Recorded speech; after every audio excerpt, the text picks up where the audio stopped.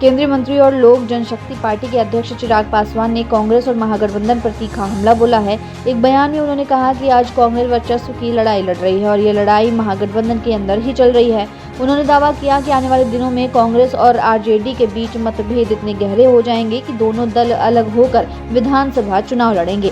पलायन के मुद्दे पर चिराग पासवान ने कहा कि कांग्रेस की चिंता जायज है, लेकिन इसकी जड़ें 90 के दशक की राजनीति में हैं। उन्होंने आरोप लगाया कि उस समय बिहार में आरजेडी की सरकार ने ऐसा जंगल राज कायम किया जिसने पीढ़ियों को गांव छोड़कर दूसरे राज्यों और शहरों में और देशों में पलायन करने के लिए मजबूर कर दिया।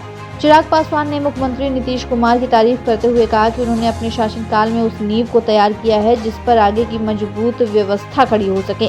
उन्होंने विश्वास जताया कि आगामी विधानसभा चुनाव के बाद प्रधानमंत्री नरेंद्र मोदी के नेतृत्व में बिहार में न केवल पलायन रुकेगा बल्कि रिवर्स माइग्रेशन यानी प्रवासी लोगों की घर वापसी की प्रक्रिया भी शुरू हो जाएगी।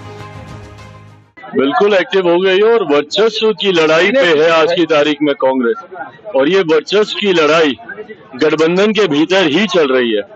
ये जो आंख दिखाई जा रही है और जो सवाल पूछे जा रहे हैं, ये आंख राजद को ही दिखाई जा रही है और ये सवाल भी राजद से पूछे जा रहे हैं। पलायन को लेकर जो कांग्रेस की चिंता है, वो चिंता हम सब की भी है।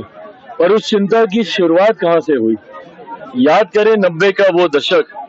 हर वो युवा जो आज की तारीख में संभवतः मेरी उम्र का होगा या मुझसे ज्यादा उम्र के होंगे, या वो बुजुर्ग जिन्होंने 90 के दशक का वो दौर देखा, उनको आज भी वो याद होगा कि किस तरीके से पीढ़ियां बर्बाद हो गई, पीढ़ियां मजबूर हो गई बिहार छोड़कर दूसरे राज्यों में, दूसरे देशों में जाने के लिए। क्यों?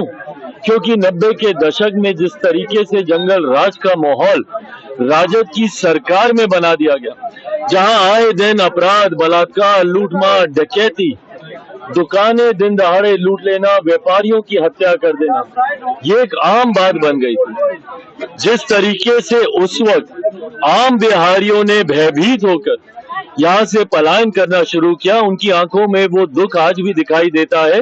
जब दूसरे राज्यों में या जब विदेशी दौरों पे जब मैं बिहारी डायस्पोरा से इंटरेक्ट करता हूँ, उनको तकलीफ है कि उसके बाद उनकी आने वाली पीढ़ियां कभी बिहार वापस लौट के जा ही नहीं पाई।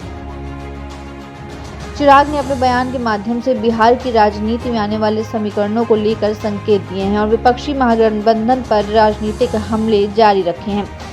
ऐसे तमाम अपडेट्स के लिए बने रहिए भारत खबर के साथ।